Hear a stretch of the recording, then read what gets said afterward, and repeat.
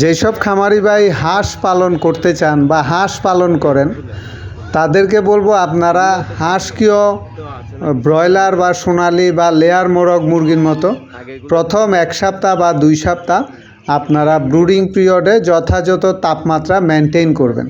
কারণ প্রাথমিক অবস্থায় মোরগ মুরগির মতো হাঁসও তার শরীরের তাপমাত্রা নিজে নিজে নিয়ন্ত্রণ করতে পারে না। তাই এই সময়টা মানে ব্রুডিং পিরিয়ডে তাকে সুষম খাবার দেওয়া এবং সঠিক তাপ দেওয়া খুবই গুরুত্বপূর্ণ একটি বিষয়।